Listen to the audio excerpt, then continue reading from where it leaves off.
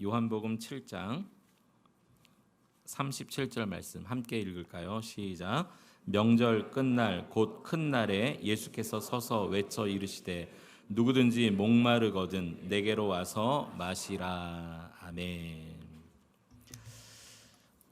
요즘 진짜 덥습니다. 그렇죠. 밖에 나가면 숨이 턱턱 막히고요. 진짜 에어컨 밑에만 찾아 들어가는 것 같아요. 사람이 땀을 많이 흘리면 탈수 증상이 나타납니다. 지금 한국의 저 전북 새만금에 가면 25회 세계 스카우트 그 잼버리 대회가 지금 한창 진행 중인데요. 전 세계 14세에서 17세 청소년들이 그 스카우트 대원들이 함께 지도자들과 모여서 듣기로는 4만 명 이상이 모였다고 들었어요. 그런데 얼마나 더운지 또 이 태풍이 올라오니까 더 더워서 또 거기 새만금이 습지 아닙니까? 그러니까 전혀 예상치 못한 이 날씨의 복병을 만나가지고요. 뉴스 들어보니까 미국과 영국 스카우트 대원들이 전부 참석 인원의 15%나 되는데 지금 전부 철수를 했다고 그러죠.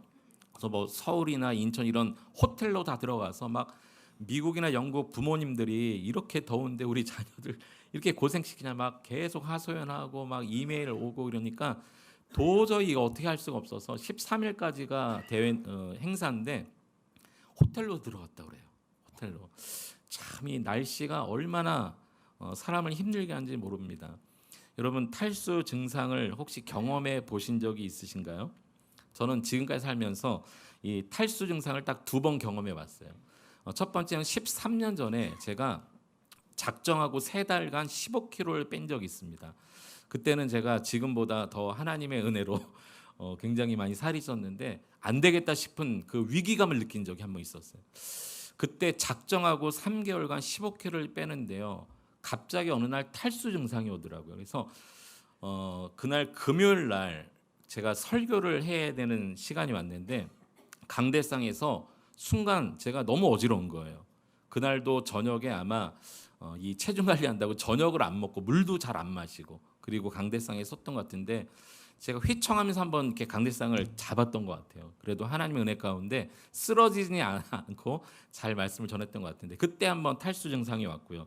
또 한 번은 8년 전에 중국의 우르무치라고 거기도 무슬림들이 사는 지역인데 거기 선교 갔다가 거기는요 얼마나 더운지 평균 온도가 45도예요. 그래서 포도 농사를 많이 짓는 곳이더라고요. 그래서 근데 그늘만 지면은 굉장히 습도가 높지 않아서 시원한데 45도가 넘는 그런 지역에 거의 사막과 같은데 그 마을을 돌아다니면서 그 15년 전에 15kg 뺐을 때 그 느낌이 나는 거예요. 그래서 이거 이러다가 내가 쓰러지겠다 싶어서 약도 먹고 물도 많이 마시고 그랬던 경험이 있습니다.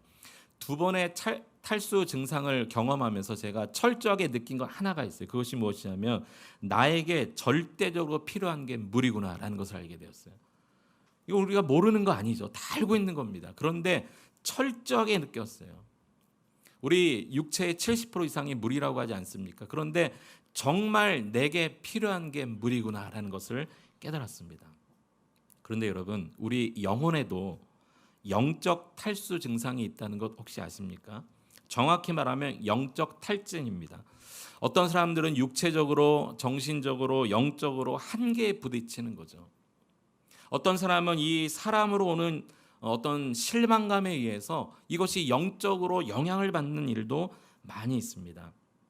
그런데 이 영적 탈진은요, 제가 지금까지 신앙생활에 오면서 또 목회하면서 많은 성도님을 바라보니까 영적 탈진이 누구에게 오는가 가만히 봤더니 신앙생활을 오래 한 사람들이더라고요.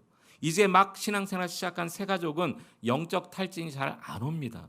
그런데 오랫동안 신앙생활 하신 분들, 또 사역을 적게 맡으신 분보다는 많은 사역을 하신 분들, 이런 분들이 영적 탈진이 오더라고요. 어떤 분은 바로 지금이 그러한 영적 탈진의 상태일지도 모르겠습니다. 근데 성경을 보니까 하나님의 사람들도 영적 탈진의 상황들이 왔던 것을 보게 됩니다. 엘리야, 이 열왕기상 19장에 보면요, 바알과 이 아세라 선지자들과의 그 영적 사투를 벌이지 않습니까? 거기서 하나님의 은혜로 말미암아 승리했지만 그 이후에 아합과 이세벨의 그 죽음의 위협의 말을 듣고 크게 낙심합니다. 그리고 광야로 들어갑니다. 그리고 죽기를 구했는데 이렇게 했다라고 기록하고 있어요. 열왕기상 19장 4절 말씀, 우리 한번 엘리야의 심정을 한번 읽어보았으면 좋겠습니다. 함께 읽겠습니다. 시작. 자기 자신은 광야로 들어가 하룻길쯤 가서 한 로뎀나무 아래 앉아서 자기가 죽기를 원하여 이르되 여호와여 넉넉하오니 지금 내 생명을 거두시옵소서. 이게요, 그 바알과 아세라 선지자 850명 대 1로 맞서 싸워서 승리한 직후에 벌어진 일입니다. 하나님 넉넉하오니 무슨 말입니까? 여기까지가 하나님 딱 줬사오니 이제 더 이상 어떤 희망도 없고 소망도 없고 이제 내가 살아갈 의지가 없사오니 지금 이 로뎀나무 아래 여기서 나를 좀 죽여주시옵소서. 얼마나 힘들면 그런 고백을 했을까요? 엘리야 하면은 구약 성경에 대표적으로 하나님이 가장 많은 기사와 이적을 행한 그런 사람 아닙니까? 하나님의 사람도 영적 탈진이 오더라고요. 모세도 그랬어요. 출애굽기 32장에 보면 모세가 하나님이 시내산으로 올라오라 부르셔서 올라가서 율법을 받습니다. 십계명 두 돌판을 받습니다. 근데 그 순간에 저 시내산 아래에서는요, 이스라엘 백성들이 모세가 내려옴이 더디자 그들이 우상, 송아지 우상을 만들어 놓고 이게 우리의 하나님이다, 그 우상 앞에서 춤추고 예배하는 그런 일이 일어나지 않습니까? 하나님이 즉시로 모세에게 알려주셔야 돼. 빨리 내려가라. 하나님이 만들어주신 그 십계명 돌판을 가지고 내려가다가 그 광경을 보니까 이게 과간이 아닌 거예요. 정말 하나님이 말씀해 준 것처럼 저들이 송아지 우상 앞에서 하나님을 예배하듯이 찬양하고 춤추고 있는 거예요. 하나님이 써주신 십계명 돌판을 내려 던져버립니다. 그리고 그가 그 백성을 향해서 분노하면서 그럼에도 불구하고 하나님 앞에 기도하죠. 하나님이 저들을 용서해 주시옵소서. 그런데 여기까지만 기도한 게 아니라 출애굽기 32장 32절에 보면 이렇게 말합니다. 같이 한번 이번에는 모세의 심정을 읽어봅니다. 시작. 그러나 이제 그들의 죄를 사하시옵소서. 그렇지 아니하시면 원하건대 주께서 기록하신 책에서 내 이름을 지워버려 주옵소서. 얼마나 모세가 여기까지 이스라엘 백성을 이끌고 오는데 탈진이 됐으면 하나님 저들의 죄를 용서해 주십시오 라고 기도하면서 그렇지 않으면 원하건대 주께서 기록한 그 생명책에서 내 이름을 지워주십시오. 하나님 앞에 간절히 용서해달라는 기도와 더불어 하나님 앞에 자신의 이 영적 탈진의 모습을 다 소연하는 이 모세 지도자의 모습, 이 모습을 보면서 사람은 누구나 영적으로 탈진될 수 있겠다라는 것을 한번 생각해 보게 되었습니다. 저도 인간인지라 목회하면서 탈진이 올 때가 있더라고요. 개인적인 어떤 신앙의 문제 때문에 탈진이 오기도 하고, 교회 안에서 이러저러한 일들이 일어나는 것 때문에 탈진이 오기도 하고, 성도와 성도 사이의 그 어려운 문제를 보면서 탈진이 오기도 하고, 하나님 앞에 저도 그럴 때마다 엘리야처럼 모세처럼 저를 죽여 주시옵소서라고 말한 적은 없지만, 그렇게 말한 적은 없지만 그와 같은 똑같은 심정을 느낄 때는 여러 번 있었습니다. 하나님, 저 개인적인 신앙이 바닥을 칩니다. 하나님, 우리 교회 안에 이러한 문제들이 일어납니다. 하나님, 성도와 성도 사이 이런 어려운 일이 있습니다. 얼마나 가슴이 아픈지 모르겠어요. 정말 죽고 싶을 것 같은 그런 심정, 엘리야와 모세의 심정이 이해가 된다니까요. 여러분, 제가 죽지 않도록 기도해 주시기 바랍니다. 그러나 우리 모두에게 그러한 탈진이 온다는 것은 분명합니다. 우리 성도님들을 바라보니까 저보다 더 심각한 영적 탈진의 상황이 오신 분들도 몇 보이는 것 같아요. 그게 느껴져요. 말씀은 안 하세요. 목사님, 저 너무 힘들어요. 말씀 안 하시는데 얼굴 표정에서 또 그 상황에서 모든 것들이 느껴져요. 이게 영적인 것이기 때문에 느껴지는 거죠. 그래서 기도합니다. 또 티 안 내려고 갑자기 집사님 힘들죠? 이렇게 말하면 또 너무 힘드실까 봐 티 안 내면서 기도하고 있는데 우리 모두는 그러한 상황이에요. 우리가 그러한 인간이기 때문에 그렇습니다. 인간이라서 그런 상황이 옵니다. 그런데 오늘 말씀을 보니까 오늘 말씀을 통해서 우리에게 특히 영적 탈진 상태에 있는 우리 모두에게 꼭 필요한 말씀이겠다 깨달아졌고 이 말씀을 묵상하면서 세 가지를 확신하게 되었는데 오늘 이 말씀이 저와 여러분 모두에게 주시는 주님의 메시지로 들리기를 간절히 축원합니다. 오늘 이 말씀이 우리에게 주는 첫 번째 메시지가 있습니다. 그것은 예수님만 유일한 생명수가 되신다라는 거예요. 오늘 본문 37절을 다시 한번 보실까요? 자, 37절을 다시 한번 읽어보겠습니다. 시작.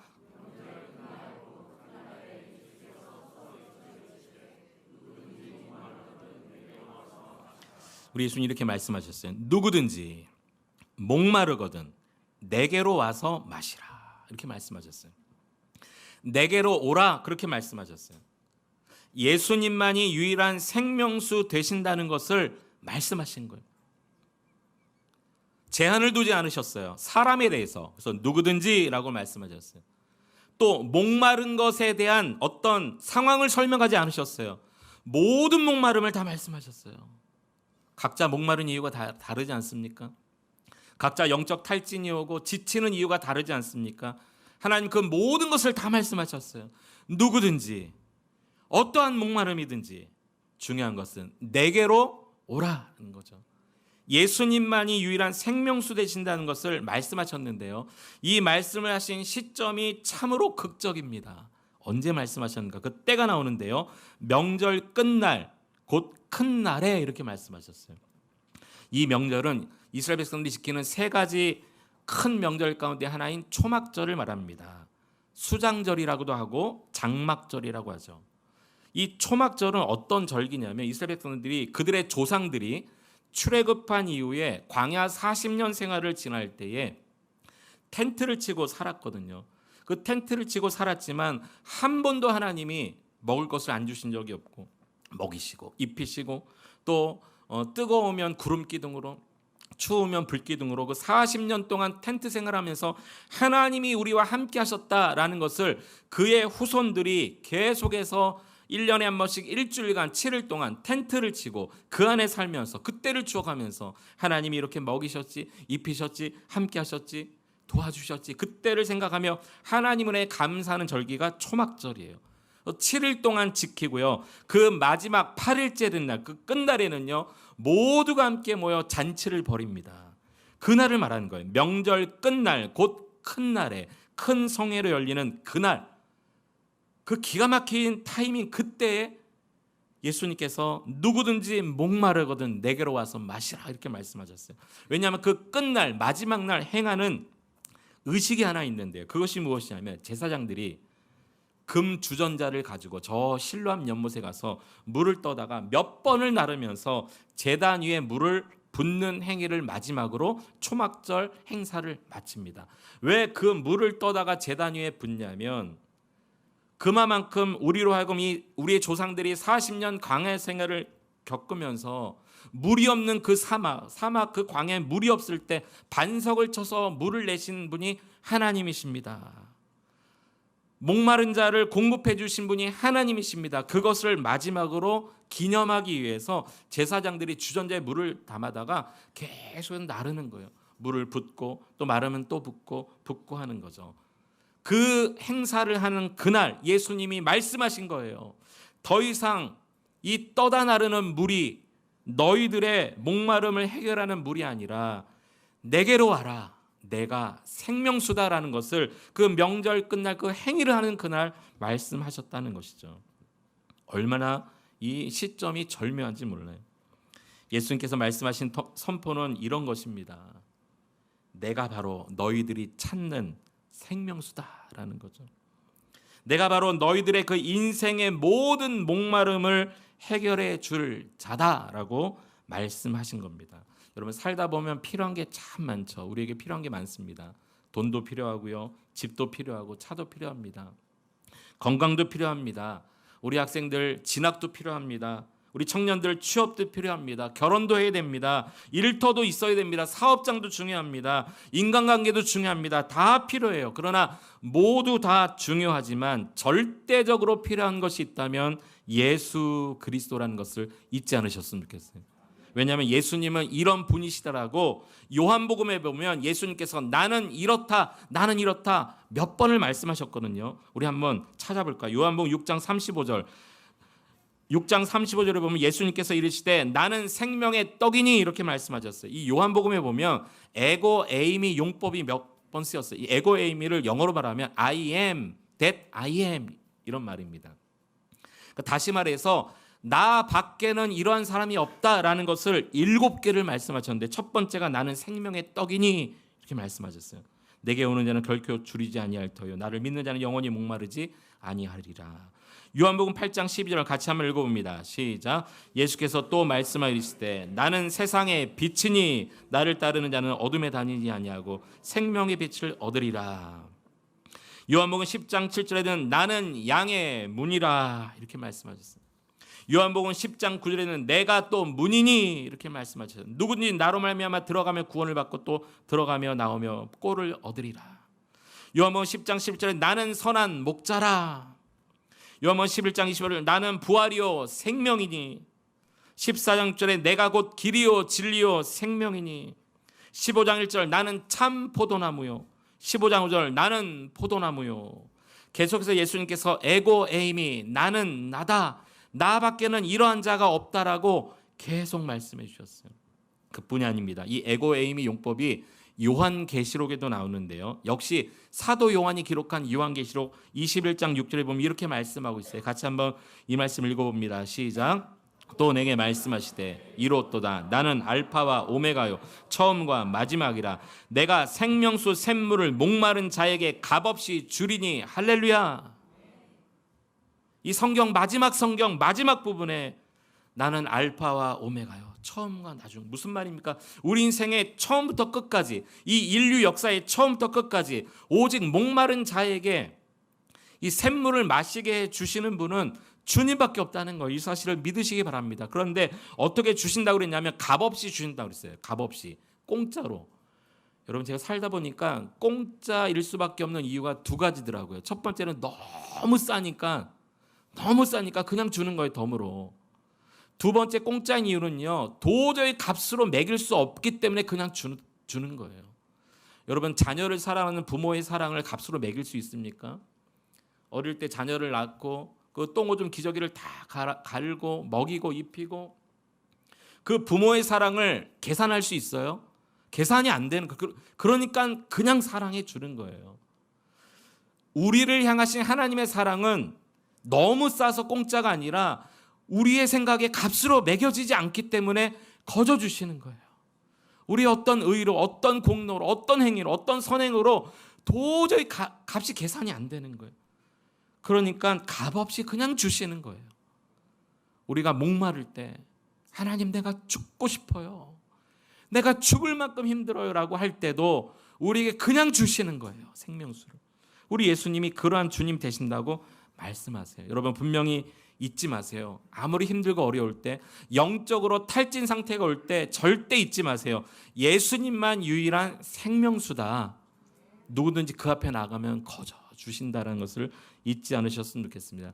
두 번째 잊지 말아야 될 메시지가 있습니다. 누구나 그러므로 목마른 인생일 수밖에 없다는 거예요. 여러분 우리 겉으로 드러나지 않아서 겉으로 표내지 않고 그래서 다 괜찮은 것 같지만 저나 여러분이나 다 그 삶의 그 뒷모습까지 다 들여다보면요 얼마나 우리가 목마른 인생인지 몰라요.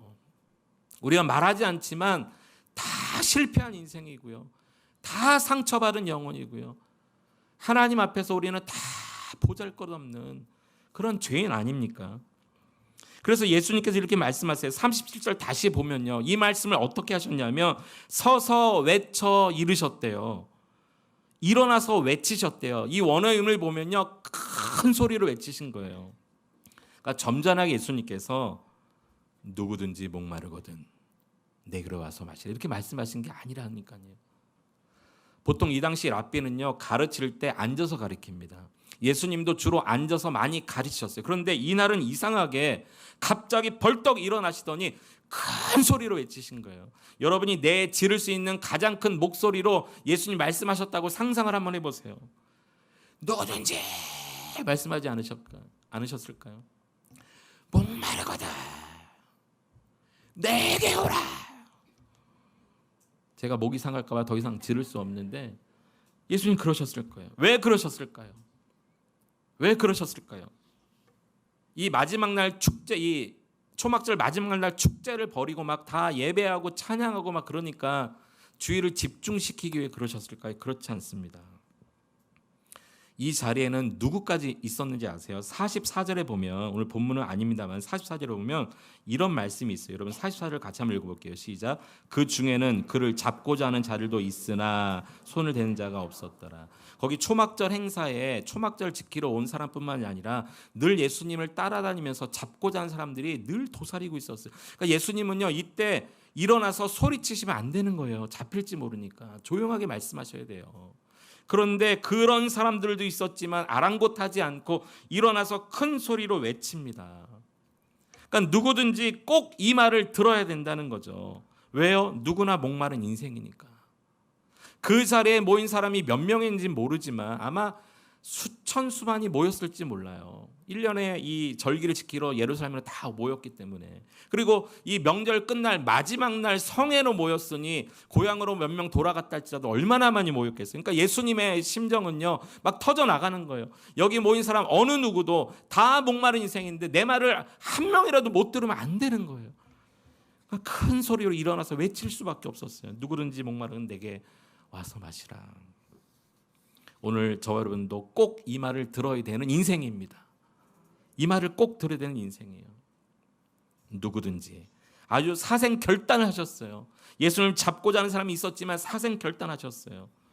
이 누구든지에 저와 여러분이 포함되어 있다는 것이 큰 축복인 줄로 믿으시기 바랍니다. 내가 포함되어 있어요. 내가. 그리고 값없이 주시는 거예요.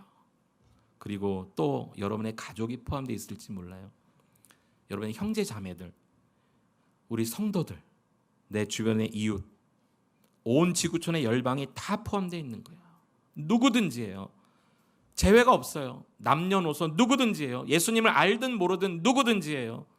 건강한 자이든 병든 자이든 누구든지예요. 많이 가졌든 적게 가졌든 누구든지예요. 목마름 없는 인생은 한 명도 없습니다. 그래서 모든 사람은 다 예수님이 절실하게 필요한 존재입니다. 여러분 이 사실에 대해서 부인하지 않게 되기를 축원합니다. 인생 살다 보면 육적 탈진, 영적 탈진이 딱 오는 순간 마음에 아하, 나는 이래서 예수님이 필요한 존재구나. 나는 목마를 수밖에 없는 존재구나. 어떤 이유의 목마름이든지 어떤 종류의 어려움이든지 예수님께 나오는 자들을 예수님은 절대 제한하지 않으셨어요. 누구든지라고 말씀하셨어요. 계획했던 일이 혹시 실패하셨습니까? 질병으로 인해 몸도 마음도 다 무너졌습니까? 인간관계 어려움으로 온갖 상처 속에 오늘도 살고 계십니까? 가정이 무너지셨나요? 사업이 무너지셨습니까? 학업과 진로의 길이 막히셨습니까? 직장과 결혼, 또 이 세상에서 말할 수 없는 탄식의 문제로 오늘도 긴 터널을 지나고 계시는 분 계십니까? 괜찮습니다. 우리 주님은 누구든지라고 말씀하셨어요. 누구든지. 주님 앞에 나아가기만 하면 되는 것입니다. 그러므로 여러분 힘들고 어려울 때 자꾸 사람 찾아가지 마세요. 사람에게 가서 하소연하지 마세요. 그 사람도 죄인이고 그 사람도 목마른 인생이기 때문에 순간은 위로가 돼도 영원한 목마름은 주님밖에 해결할 수 없습니다. 오직 길과 진리와 선한 목자요 양의 문이요 빛이요 포도나무 대신 주님 앞에 나아가 여러분의 목마른 인생을 해결받으시기를 축원합니다. 저도 할 수 없고 우리 교회 누구도 할 수 없는 일을 주님은 하실 수 있습니다. 세 번째 메시지입니다. 우리 주님이 이렇게 자기를 잡으려고 하는 사람이 있는데도 불구하고 사생결단하며 이 소리를 일어나서 크게 외치신 이유는요, 우리도 그 소리를 듣고 결단하라고 외치신 거예요. 여러분 누구든지 내게로 오라 말씀하셨는데 그 말을 듣고 예수님께 나아가지 않으면 해결받지 못하거든요. 여러분 목마를수록 우리가 결단해야 돼요. 예수님도 사생결단하셨듯이 나도 주님께 나아가리라 사생결단하지 않으면 고침받을 수 없어요. 해결될 수 없습니다. 오늘 저와 여러분이 영적 탈진이 올 때마다 사생결단하세요. 그냥 힘든 그대로 주저앉지 마세요. 에라 모르겠다 포기하지 마세요. 뭐 될 대로 되겠지 그렇게 하지 마시고 사생결단하고 생명 건 사투로 주님 앞에 나가고자 힘쓰고 애쓰셔야 돼요. 힘들면 힘들수록 더 예배를 사모하셔야 돼요. 힘들면 힘들수록 더 주님을 찾아야 됩니다. 그 방법밖에 없어요. 그 방법밖에 목마를 해결할 방법이 없어요. 주저앉아 있으면 시간만 갈 뿐이에요. 생명 거는 결단으로 주님 앞에 나오시길 바랍니다. 저에게 두 딸이 있는데요. 저는 우리 딸들을 참 사랑합니다. 많이 표현하지 못해서 미안할 뿐인데요. 참 사랑하는데 지금까지 우리 두 딸에게 딱 한 번 매를 들어본 적이 있어요. 대부분 저희 아내가 매를 들기 때문에 저는 매를 들지 않는데 뭐 이상하게 생각하지 마시기 바랍니다. 그런데 저희 큰딸이 중2 때 공산단도 싫어한다는 중2 때 큰딸이 엄마한테 대드는 것을 봤어요. 그전에도 몇 번 대들긴 했는데 그날은 안 되겠다 싶을 정도로 대들었어요. 제가 결단을 했어요. 사생 결단을 했어요. 한 번도 매를 들어본 적이 없는데 결단을 하고 매를 들었어요. 그리고 그날 아주 딸의 눈에서 그냥 닭똥 같은 눈물이 떨어질 정도로 한 번 심하게 매를 들고 때렸습니다. 저 원래 그런 사람 아니거든요. 근데 그날은 아주 사생 결단을 했어요. 그런데 제가 사생 결단한 이유가 있어요. 큰딸도 결단할 것을 요구했어요. 저만 결단한 게 아니라 너도 결단해. 너도 지금 다시는 안 그러겠다고 결단해. 그 결단을 받아내기 위해서 제가 결단한 거예요. 예수님의 지금 외침이 그런 외침 아니었을까요? 누구든지 목마르면 내게 와서 마시라. 이 결단은요, 이 말을 듣는 모두는 너도 사생 결단하고 내게 와야 돼. 그런 결단 아니었을까요? 내가 목마르지 않는 생순이 결단하고 내게 와라. 사랑하는 내 아들아, 사랑하는 내 딸아, 힘들지, 지쳤지, 상처받았지, 정말 죽을 것 같지. 그럼 결단해. 내게 오기로 너도 결단해야 돼. 그 말씀 아니었을까요? 오늘 저와 여러분 이 주님의 말씀 앞에 결단하시기 바랍니다. 주님께 다시 나아가기로, 다시 생명 걸고 예배 사수하기로, 생명 걸고 하나님 말씀 지키기로 결단하시기 바랍니다. 우리의 의지적 결단을 필요로 하는 주님의 음성이에요. 그래서 내게 찾아온 이 육적 영적 탈수와 목마름을 어떻게든 해결해 보리라라고 결단하신, 그렇게 생각하시는 분은요, 주님 앞에 나아가기로까지도 결단하셔야 목마름이 해결됩니다. 그런 은혜가 여러분 인생 가운데 있어지기를 축원합니다. 말씀을 정리합니다. 최근 많은 분들이 이 날씨 탓뿐만이 아니라 여러 가지 일들로 인해서 많이 지쳐 계신 것 같아요. 영적 탈수 현상이 오신 것 같아요. 그런데 문제는 그대로 그냥 주저앉아 계시는 거예요. 아무것도 하기 싫은 거예요. 그런데 여러분 이해합니다. 그러나 이것까지 안 하면 안 돼요. 그게 뭐냐면 주님께 나아가는 일이에요. 그럴수록 더 예배하는 일이에요. 그럴수록 더 기도하는 일이에요. 사람이 아니라 주님께 매달리는 일, 이것만큼 놓쳐버리면 안 돼요. 우리는 다 목마른 인생이기 때문에 그렇게 해야 됩니다. 이를 위해 우리 주님이 서서 크게 외치셨어요. 아주 사생 결단하고 외치셨어요.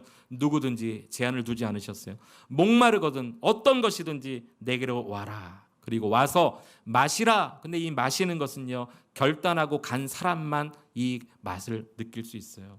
예수님만이 생명수 되심을 잊지 마십시오. 누구나 다 목마른 인생임을 잊지 마십시오. 그리고 결단해야만 목마름이 해결된다는 것을 잊지 마시기 바랍니다. 이 말씀을 가지고 이번 한 주간을 살아갈 때 여러분 인생에 찾아온 모든 어떠한 종류의 목마름이든지 주님께만 나가 해결받는 축복이 있기를 축원합니다. 그래서 이번 한 주간 그렇게 살아갈 때 이러한 은혜가 덧붙여졌으면 좋겠어요. 우리 마지막으로 시편 94편 19절 말씀을 함께 약속의 말씀으로 읽겠습니다. 시작. 내 속에 근심이 많을 때 주의 유한이 내 영혼을 즐겁게 하시나이다. 할렐루야. 이번 한 주간 여러분 모든 인생의 근심이 사람이 아니라 환경이 아니라 예수님이 주시는 위안으로 말미암아 즐겁게 변화되는 한 주간 될 수 있기를 축복합니다.